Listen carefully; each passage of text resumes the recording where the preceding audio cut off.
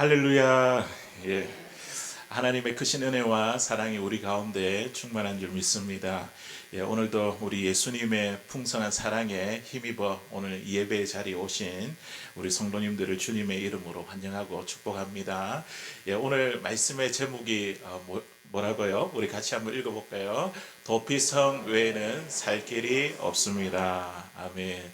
우리 옆에 있는 분들과 이렇게 한번 인사하면 좋겠습니다. 주님이 우리의 피난처이십니다. 우리 그렇게 한번 인사해볼까요? 주님이 우리의 피난처이십니다. 아멘. 예, 예. 예, 우리가 살 길은 주님밖에 없음을 믿습니다. 사실 오늘 제목이 우리 주님밖에 없음을 말씀하고 있습니다. 오늘 주신 말씀을 통해 하나님이 예비하신 참된 살 길을 함께 발견하고 은혜를 나누는 이 자리가 될 수 있기를 주의 이름으로 간절히 소원합니다. 죽음의 수용소에서라는 책이 있습니다. 이 책의 저자가 빅터 프랭크라는 분인데요. 이분이 2차 세계대전 당시 가장 참혹했던 아우슈비츠 수용소에서 그 경험을 바탕으로 쓴 책입니다. 그의 경험을 통해서 이 사람이 이제 정신과 의사인데요. 의미요법이라는 정신치료 방법을 개발하게 되었습니다. 이번은요 수용소에서 한 가지 중요한 사실을 발견하게 되었습니다. 우리 인간에게 찾아오는 그 역경, 어려움은요 삶의 의지를 약화시킬 수 있지만 그것이 곧 삶을 포기하게 만드는 결정적인 요인은 아니라라는 사실을 발견하게 되었습니다.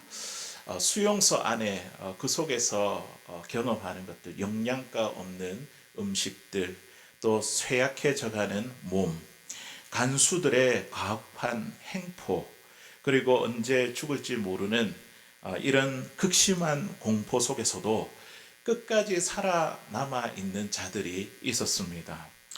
그들에게 가지고 있던 공통적인 것이 무엇이냐면 자신이 살아야 할 그 이유를 붙들고 있었다는 것이죠. 삶의 의미를 분명히 알고 있었고 자신이 지금 무엇을 해야 하는지 알고 있었습니다. 반면에 삶의 이유와 목적과 의미를 잃어버린 사람들은요, 결국 이 어려운 상황을 견디지 못하고 삶을 포기하는 선택에 이르게 되었습니다. 사랑하는 성도 여러분, 우리가 삶을 살아갈 때에 우리의 삶의 의미와 목적 또 그 이유를 우리가 알고 살아가는 게 우리 인생에 얼마나 중요한지 우리에게 이야기해 주고 있습니다. 반대로 우리의 삶의 의미를 잊어버리고 또 목적을 잃어버린 채 살아간다고 한다면 이것이 우리의 삶이 얼마나 공허하고 고통스러운 일인지 모릅니다. 자신에게도 참 힘들지만 때로는 주변 사람들에게까지도 큰 상처와 어려움을 남기게 됩니다. 축복의 의미를 모르는 사람은 참된 복을 누릴 수 없는 것이죠. 또 고난의 의미를 모르는 사람은 고난 속에 감추어져 있는 하나님의 교훈, 이것을 발견하지 못합니다. 아무리 우리에게 많은 소유와 또 높은 자리가 주어진다 해도 그 의미를 알지 못한다고 한다면 결국에는 우리는 어리석은 인생을 살아갈 수밖에 없습니다. 한글을 처음 배우는 아이가 글자를 읽는 것과 이제 대학생이 되어서 성숙한 어른이 사람이 그 글 속에 깊은 의미를 깨닫는 것은 분명히 차이가 있습니다. 아이들에게는 이 글을 읽는 것, 이 글 읽는 것 그 자체가 목적이지만 성숙한 사람에게는요, 그 안에 담겨 있는 뜻과 메시지를 더 중요하게 생각합니다. 오늘 본문에 나오는 하나님은 여호수아에게 이스라엘 백성들을 위해서 도피성을 정하라 이렇게 명령하십니다.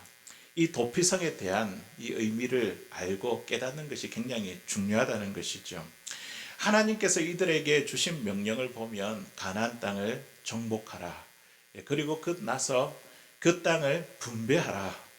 그러면 이제 그곳에서 하나님 주신 복을 잘 누리고 살아라 이렇게 해야 될 것 같은데 오늘 말씀해 보니까 그리고 도피성을 정하라 이렇게 명령하십니다. 그런데 이렇게 명령하는 시점이 참으로 묘합니다. 이미 표면적으로 가나안 정복과 분배가 마무리가 된 상태였습니다. 여호수아 19장 마지막 절에 보면요, 땅 나누는 일을 마쳤더라. 이제 모든 것이 끝난 것이죠. 사역의 마침표를 찍고 있습니다. 이제 남아 있는 것은 이 이스라엘 백성들이 가나안 땅에서 평안과 복을 누리면 되는 것처럼 그렇게 느껴집니다. 그런데 하나님은요, 이스라엘 백성들의 예상과 달리 그 땅 안에 그곳에 살아갈 때에 살인이 일어날 거다. 그러니까 그곳에 너희를 위해서 도피성을 정하라 이렇게 말씀하고 있습니다. 사랑하는 성도 여러분, 하나님께서 여호수아에게 이스라엘 백성 위에서 도피성을 정하라 하신 그 이유와 의미가 무엇일까요? 우리 하나님 그냥 그렇게 하신 것이 아니라는 것이죠. 우리가 그 이유와 또 목적과 그 의미를 우리가 오늘 찾아낼 수 있게 되기를 바랍니다. 오늘 우리는 이 말씀을 통해 도피성 제도를 통해 드러나는 하나님의 깊은 마음을 함께 깨닫고 또 은혜 받는 귀한 말씀의 자리가 될 수 있기를 주의 이름으로 간절히 소원합니다. 첫 번째로 이 도피성은요, 인간의 연약함을 드러냅니다. 인간의 약함을 드러내는 것이죠. 가나안 땅을 정복하고 그리고 분배한 이후에 이스라엘 백성들을 연약한 백성으로 여길 사람은 아무도 없었습니다. 그들은 하나님의 말씀대로 순종했고 또 약속대로 땅을 차지했으며 또 순종을 통해서 승리를 경험했습니다. 이제 그들은 정복한 땅에서 하나님이 주시는 평안과 복만 누리면 된다고 그렇게 생각했을 겁니다. 그런데 하나님은요, 이스라엘을 그렇게 보지 아니하셨습니다. 현실적으로 보면 그들은 강하고 승리한 정복자였지만 하나님 보시기에는 여전히 그들은 연약한 존재였기 때문입니다.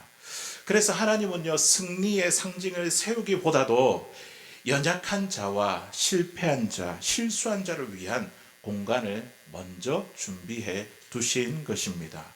그곳이 바로 어디라고요? 도피성인 것이죠. 도피성. 하나님은 이 도피성을 통해 인간이 얼마나 쉽게 넘어지고 실수할 수 있는 존재인지 기억하게 하셨습니다. 오늘 본문 2절 3절에 있는 말씀 우리 같이 한번 읽어보도록 하겠습니다. 시작. 이스라엘 자손에게 말하여 이르기를 내가 모세를 통하여 너희에게 말한 도피성들을 너희를 위해 정하여 부지 중에 실수한 사람을 죽인 자를 그리로 도망하게 하라. 이는 너희를 위해 피해 보복자를 피할 곳이니라. 아멘.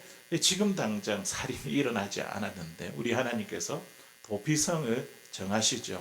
그런데 이 도피성을 누구를 위해서 정한다고요? 이들이 살아갈 그 땅에 살아갈 이스라엘 백성들을 위해서, 그들을 위해서, 너희를 위해서 이 도피성을 정하라 이렇게 말씀합니다. 그들이 얼마나 이 도피성을 보면서, 도피성 제도를 보면서 연약한 자들인지 우리 하나님이 기억하게 하셨습니다. 여기서 도피성에 들어갈 수 있는 자가 어떤 자입니까? 부지 중에 실수로 내가 알지 못한 채 이렇게 사람을 죽인 사람, 그 사람이 들어갈 수 있는 곳이 도피성이었죠.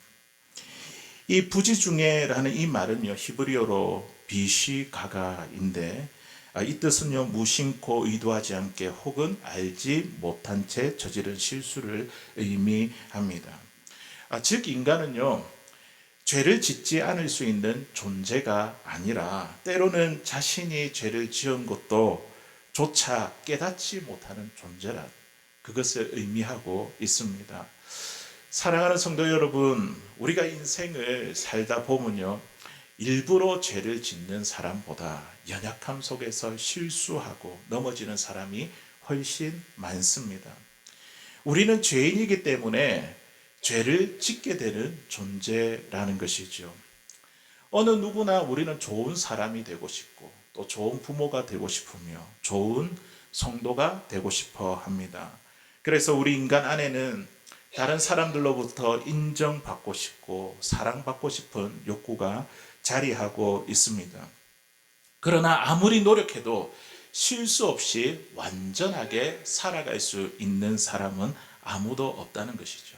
그런데도 우리 사람은요, 조금만 더 가지면, 조금만 더 소유하면, 그리고 조금만 더 알게 되면, 지식적으로 조금만 더 높아지면, 또 지위가 조금만 더 높아지면 우리도 모르게 자신이 강하고 완전한 사람인 것처럼 착각하게 됩니다.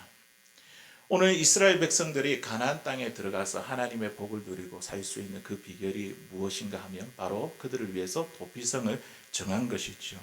이 도피성을 보면서 이 인간의 연약함, 자기의 연약함을 인정하고 겸손히 하나님을 의지하며 사는 것입니다. 우리 성경을 보면요, 위대한 일을 한 사람도 놀라운 능력을 행한 사람들도요, 자신의 연약함을 인정하지 못한 사람들은 결국 넘어지고 무너지는 것을 보게 됩니다. 그러나 우리가 잘 알고 있는 사도 바울을 보십시오. 모든 사람들이 그를 주목해 볼 때에 그는 스스로 뭐라고 인정하고 고백합니까? 나는 죄인 중에 괴수다. 그리고 사도들 가운데에 가장 작은 자이다. 이렇게 고백하지 않습니까? 그는 자신의 육체적인 한계와 영적인 한계를 숨기지 않았습니다. 육체의 가시. 사실은 이제 다른 사람을 위해서 기도할 때는 병도 낫고 그러는데 자기에게 있는 그 육체의 그 가시, 그것을 위해서 기도했지만 여전히 낫지 않게 되는 그 한계를 경험하게 되었습니다. 그것을 숨기지 않았던 것이죠. 그러나 그는 자신의 이 연약함 속에서 모든 것을 배설물로 여기고 오직 무엇을 자랑으로 삼습니까? 예수님의 십자가만을 자랑할 때에 그는 하나님께서 주신 사명을 끝까지 감당하는 사역자가 되었습니다. 사랑하는 성도 여러분, 강한 자의 몰락은 언제든지 어디서든지 일어날 수 있습니다. 우리가 모여있는 이 교회는요, 우리의 많음과 또 지식이나 재능이나 능력을 자랑하는 곳이 아닙니다. 질그릇과 같은 연약한 우리들, 그것을 날마다 우리가 하나님 앞에서 고백하는 자리인 것이죠. 서로에게 우리의 약함을 고백하고 인정하는 자리인 것이죠. 연약한 우리에게 보배로운 주님이 계심을 깨닫고 고백하며 살아가는 곳이 바로 우리가 모여있는 신앙 공동체 교회입니다. 우리의 연약함을 우리가 서로 인정하게 될 때에 교회가 교회다워지고 성도는 더욱더 성도다워지게 됩니다. 우리의 연약함을 통해 뭐가 드러날까요? 나는 약하지만 나보다 강하신 그리스도의 능력이, 그리스도의 강함이 우리를 통해서 나타나고 드러나게 되는 것이죠. 죄에 넘어지고 실수할 수밖에 없는 나의 연약함을 우리가 주님 앞에서 늘 인정하고 또 하나님의 강하심을 앞세우며 하나님께서 우리에게 약속하신 이 복을 온전히 누릴 수 있는 사랑하는 저와 여러분들 다 될 수 있기를 주의 이름으로 간절히 소원합니다. 자, 그러면 이제 두 번째로 이 도피성이 주는 우리의 의미가 무엇일까요? 첫째는 뭐라고요? 우리가 연약한 존재라는 것을 깨닫게 하는 것이죠. 두 번째 이 도피성은요, 죄의 악순환을 끊습니다. 죄의 악순환, 죄의 연결고리를 끊는 것이죠. 하나님은 도피성을 통해 하나님의 백성이 죄의 연결고리를 끊고 살아가기를 원하셨습니다. 이웃을 용서하며 복수하지 아니하는 것, 그런 삶을 살아가기를 우리 하나님 원하시는 것이죠. 우리 본문 5절에 있는 말씀 우리 같이 한번 읽어보도록 하겠습니다. 시작. 피의 보복자가 그의 뒤를 따라온다 할지라도 그들은 그 살인한 자를 그의 손에 내주지 말지니 이는 본래 미워함이 없이 부지중에 그의 이웃을 죽였음이라. 아멘. 피의 보복자가 따라올 때에 그 도피성에서 그를 맞이할 때에 어떻게 하라고요? 그 사람에게 넘겨주지 말라고 하죠. 이 복수의 연결고리를 끊는 것입니다. 하나님은 당신의 백성이 피의 보복자로 살기를 원치 않으셨습니다. 누군가 부지 중에 나와 내 가족에게 상처를 주면 우리의 마음은 어떻습니까? 자연스럽게 보복하고 싶은 감정으로 움직이게 됩니다. 나에게 어떻게, 우리 가족에게 어떻게 이렇게 손해를 끼칠 수 있지? 나도 똑같이 갚아줄 테야. 그런 마음이 우리 가운데 이렇게 올라오지 않습니까? 그러나 그때에 하나님은요, 도피성으로 피한 사람을 피해 보복자에게 내어주지 않게 하셨습니다. 도피성을 통해 보복의 손을 멈추게 하신 것이죠. 여기서 우리는요, 하나님의 마음을 엿볼 수가 있습니다. 피를 흘리는 복수보다 생명을 살리시기를 원하시는 그 하나님의 마음을 엿볼 수가 있습니다. 아무리 나에게 고통을 주고 상처를 주고 아픔을 주었다 해도 피를 흘리며 보복하는 것, 이 하나님이 막고 싶어 하시는 그 하나님의 마음을 발견할 수 있습니다. 그러나 우리 사람은 어떠합니까? 우리 사람은요, 마음에 상처를 준 사람을 다시 갚아주고 싶은 본성이 우리에게 있습니다. 눈에는 눈으로, 이에는 이로, 손에는 손으로, 발에는 발로 이렇게 갚아주고 싶은 마음이 불쑥 일어나죠. 하지만 하나님은 복수가 또 다른 복수를 낳고 상처가 또 다른 상처를 낳는 것, 이것을 막기를 원하시는 분이십니다. 이 악순환을 끊는 길이 무엇일까요? 그것은 바로 용서입니다. 용서. 그래서 하나님은요, 당신의 백성이 보복하거나 원수 갚는 것을 원치 않으시기 때문에 하나님은 오히려 이렇게 말씀합니다. 원수 갚는 것을 너희 손에 두지 말고 나에게 맡기라. 예, 나에게 맡기라. 그렇게 말씀하십니다. 우리 로마서 12장 19절에 있는 말씀 우리 같이 한번 읽어보겠습니다. 시작. 내 사랑하는 자들아, 너희가 친히 원수를 갚지 말고 하나님의 진노하심에 맡기라. 기록되었으되 원수 갚는 것은 내게 있으니 내가 갚으리라고 주께서 말씀하시니라. 아멘. 예, 자꾸만 내가 하려고 하는데 내가 아니라 하나님께 맡겨라는 거죠. 하나님 일하신다는 것이죠. 하나님은 죄로 인해 원수가 된 우리를 용서하기 위해, 이 죄의 연결고리를 끊기 위해서 우리에게 독생자 예수 그리스도를 보내어 주셨습니다. 그분을 십자가에 내어 주신 것이죠. 아들을 내어 주시는 그 희생까지 감당하시며 우리를 살리기 위해 우리를 용서하신 것입니다. 그러므로 하나님은요, 우리가 미움과 원망과 보복하는 삶이 아니라 죄의 연결고리를 끊어버리고 용서와 회복의 삶을 살게 되기를 원하십니다. 사무엘상 25장에 보면 이 다윗과 이 나발에 대한 이야기가 나오는데요. 다윗이 도망자로 있을 때에 그들과 함께 했던 신하들, 무리들이 나발에게 도움을 요청했습니다. 음식을 좀 달라고 했죠. 그런데 나발은 어떻게 반응을 합니까? 목자들과 재산을 보호해준 이 다윗의 은혜를 무시하고 이 다윗을 모욕합니다.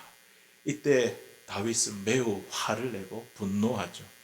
나발의 집을 전멸시키려고 군사들과 함께 나아갑니다. 이 소식을 들은 나발의 아내 아비가일이 다윗을 만나 이렇게 설득을 합니다. 사무엘상 25장 31절에 있는 말씀 우리 같이 한번 읽어보겠습니다. 시작.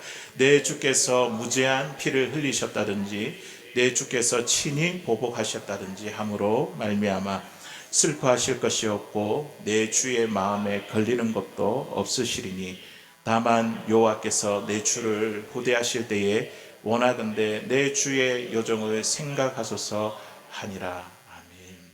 이 아비가일이요, 다윗을 만나서 이 복수를 멈추겠습니다.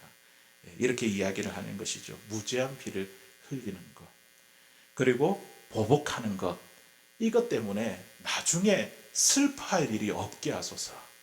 이것 때문에 마음에 걸리는 것이 없게 하소서. 하나님 앞에서 그렇게 말하는 것이죠. 그리고 여호와께서 내 주를 후대하실 때, 왕으로 세우실 때에 원하건대 내 주의 여종을 나를 생각하여 주소서. 이렇게 지혜로운 말로 권면합니다.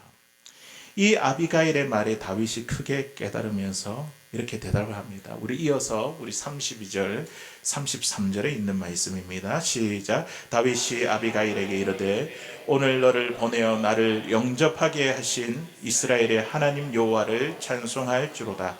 또 내 지혜를 칭찬할지며 또 내게 복이 있을지로다. 오늘 내가 피를 흘릴 것과 친히 복수하는 것을 내가 막았느니라. 아멘. 이 복수할 것을 누가 맡게 하신가요? 하나님께서 아비가일을 통해서 이 복수를 맡게 하신 것이죠. 그리고 그를 더 온전한 지도자로 세우셨습니다. 하나님은요, 우리가 무고한 피를 흘리는 삶, 보복하는 삶을 원하지 않으십니다. 설령 우리에게 억울한 일이 있고 정당한 이유가 있다 할지라도 우리는 그것을 어떻게 해요? 내가 하는 것이 아니라 하나님께 맡길 때에 하나님이 친히 일하십니다. 우리가 다윗을 통해서 그것을 보잖아요. 사울을 죽일 수 있는 두 번의 기회가 있었지만 하나님께 맡기잖아요. 하나님이 하시잖아요. 이 나발도 하나님이 갚아 주신 장면이 또 나옵니다. 또한 우리가 부지 중에 죄를 짓는 연약한 존재이지만 하나님은요, 그 연약함 속에 머물며 살아가기를 원치 아니하십니다. 나는 죄를 지을 수밖에 없는 존재인데 그 죄에 대해서 정당화하면 안 된다는 것이죠. 우리가 그 죄에 대해서 회개하며 다시 일어서기를 원하십니다. 내가 연약하다고 해서 어떠한 죄도 정당화될 수가 없습니다. 우리 하나님은요, 죄를 결코 가볍게 여기지 아니하십니다. 하나님은 죄를 반드시 선악간에 심판하십니다. 이 죄는요, 우리 개인의 영혼을 병들게 할 뿐만 아니라 우리가 함께 신앙생활하는 또 우리 가정에서 공동체까지 무너뜨립니다. 그러나 죄를 지을 수밖에 없는 연약함을 가진 우리 인간을 우리 하나님 멸망으로 몰아넣고 싶지는 않으셨습니다. 그래서 우리에게 어떻게 해요? 예수 그리스도라는 그 길을 통해 우리에게 회복의 길을 열어주셨습니다.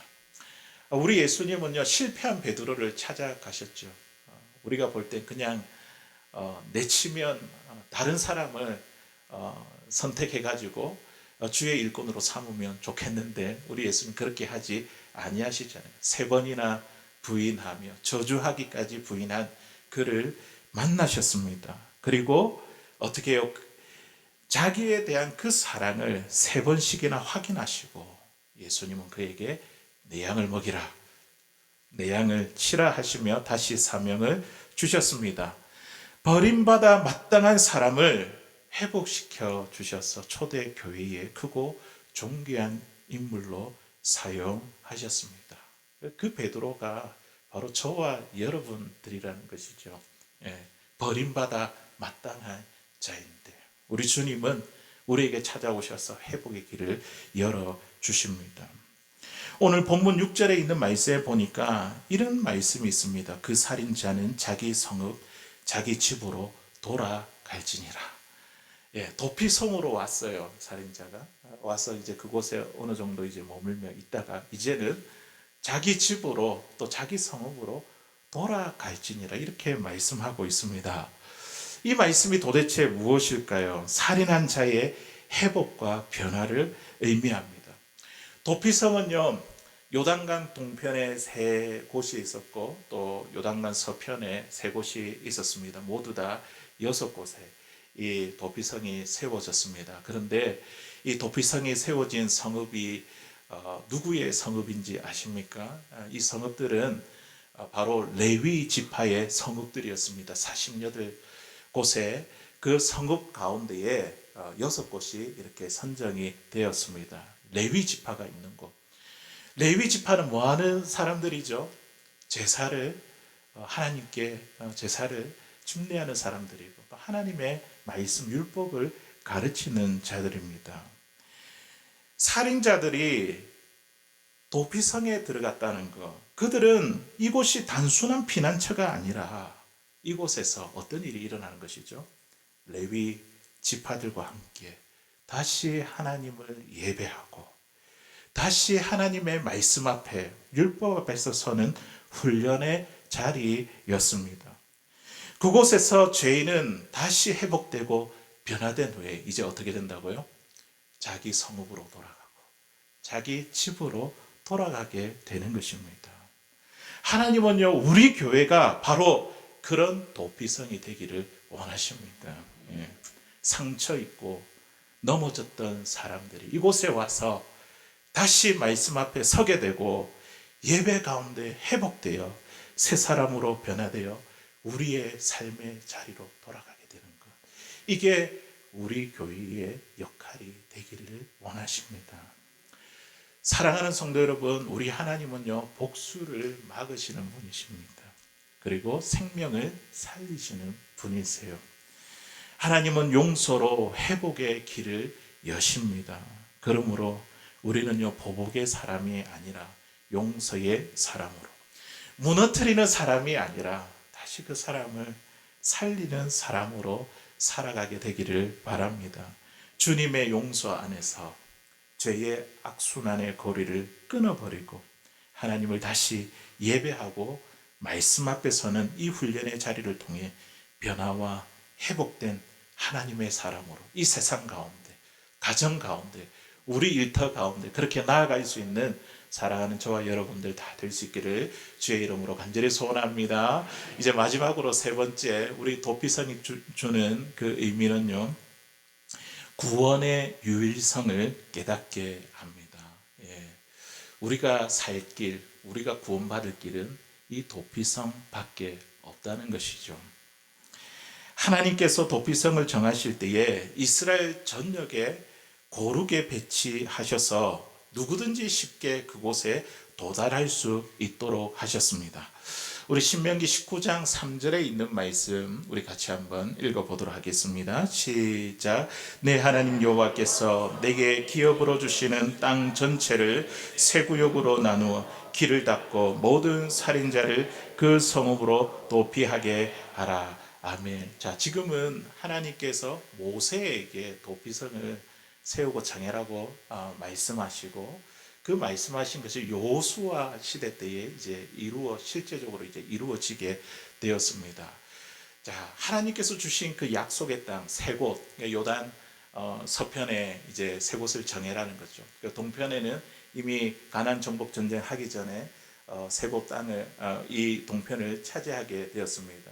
그래서 그 동편의 세 곳과 그리고 그 서편의 세 곳 모두 다 6곳이죠. 그런데 이 6곳은 아무렇게나 배치한 것이 아니라 이스라엘 백성들이 어느 곳에 있든지 간에 그곳에 쉽게 접근할 수 있는 그곳에 도피성이 세워지게 되었습니다. 방금 읽은 말씀에 보니까 어떤 말씀이 참으로 특이하냐면 세 구역으로 나누어 길을 닦으래요. 숨기지 말고 도망갈 수 있도록 길을 닦아 두라는 겁니다. 예. 도로를 정비하고 길을 표시하며 길을 잃지 않도록 하나님이 조치하신 것입니다.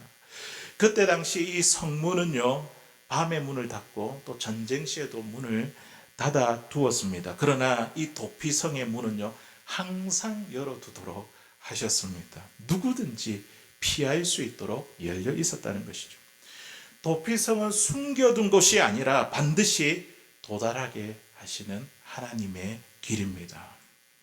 사랑하는 성도 여러분, 아무리 높은 지위가 있고 또 많은 소유가 있다 해도 죄의 문제 앞에서는 누구도 안전할 수 없습니다. 사람의 능력과 힘으로 우리 죄의 문제, 죽음의 문제를 해결할 수 없는 것이죠. 그러나 죄인이 살 수 있는 남겨진 유일한 길이 있다고 한다면 오늘 말씀 속에서 그 자리가 어디라고요? 그곳은 바로 도피성입니다. 이 도피성은요, 우리에게 지금 무엇을 의미하고 있냐면 우리의 피난처가 되시는 예수 그리스도를 의미하고 예표하고 상징하고 있습니다. 우리가 어떠한 죄를 지었다 할지라도 때로는 그 죄가 정당하다고 생각되는 일이라 할지라도 우리가 살 길은요, 오직 예수 그리스도께, 그분께 나아가는 길 외에는 없습니다. 예수님 밖에는 생명이 없습니다. 예수님 밖에는 피할 길이 없습니다. 도피성에 들어간 사람들 보십시오. 이들은요, 자신의 죄인됨을 인정하는 사람들이었습니다. 더 이상 다른 길이 없음을 깨닫고 절박한 심정으로 들어가는 자들이었습니다. 성문 앞에서 그곳에 있는 장로들에게 어떻게 해요? 자신의 사건을 이야기해야 했습니다. 4절에 보니까 그렇죠.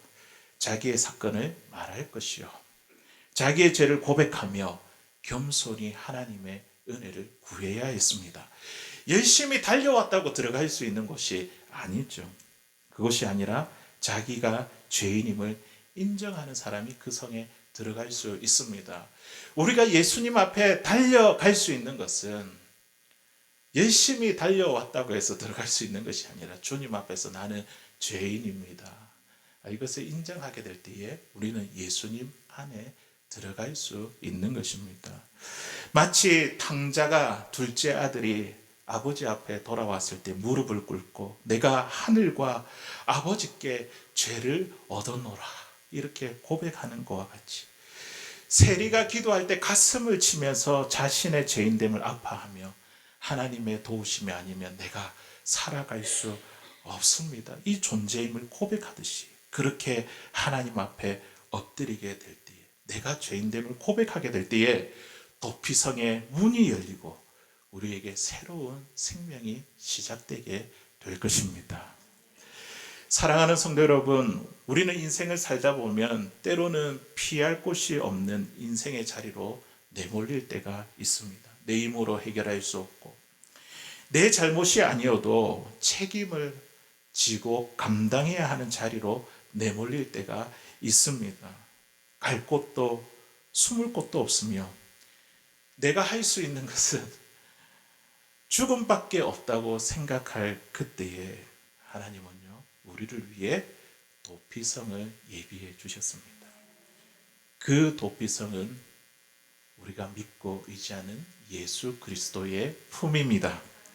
오직 예수님만이 구원에 이르는 유일한 길입니다. 오늘 살인한 자가 자기 성읍으로 자기 집으로 돌아올 수 있는 길이 두 가지가 있습니다. 우리가 읽었던 본문 6절에 있는 말씀에 보니까요, 회중 앞에서 재판을 받기까지, 또는 뭐라고 되어 있냐면 그 당시 대제사장이 죽기까지 이렇게 나와 있습니다. 대제사장이 죽었는데 왜 자기 성읍의 집으로 돌아갈 수 있을까요? 대제사장의 죽음과 이 살인자와 죄인이 무슨 관계가 있습니까? 대제사장이 죽었는데 왜 죄인이 자기의 성읍으로 집으로 돌아갈 수 있습니까? 대제사장이 하는 일이 무엇이죠? 1년에 한 번 대속죄일에 이스라엘 백성들의 죄를 가지고 하나님이 계시는 지성소 안에 들어갑니다. 그 언약궤의 뚜껑 위에 있는, 덮개 위에 있는 은혜의 보좌죠. 그 앞에 피를 뿌리죠. 백성들의 죄를 짊어지고 제사장이 거기에 들어가는 것이죠. 대제사장의 죽음은요, 앞으로 이루어질, 이미 우리에게는 이루어졌죠. 예수 그리스도의 대속의 죽음을 예표합니다. 예수님의 죽음이 우리의 죄와 아무런 관계가 없는 것이 아닙니다. 그분의 죽음 때문에 우리 죄가 용서받게 되었고 우리가 살 수 있게 되었습니다.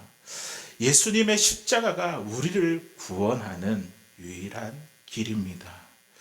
사랑하는 성도 여러분, 오늘 우리 하나님께서 이스라엘 백성들에게 그래 너희들 이제는 승리를 누려라 그렇게 하지 아니하시고 그들을 위해서 피난처를 정하시고 피난처를 세워 그 도피성을 정하여 주셨습니다. 그것은요, 어떻게 하기 위해서요? 자신들의 연약함, 항상 실수하고 넘어질 수 있음을 그들이 기억하게 하기 위함이죠.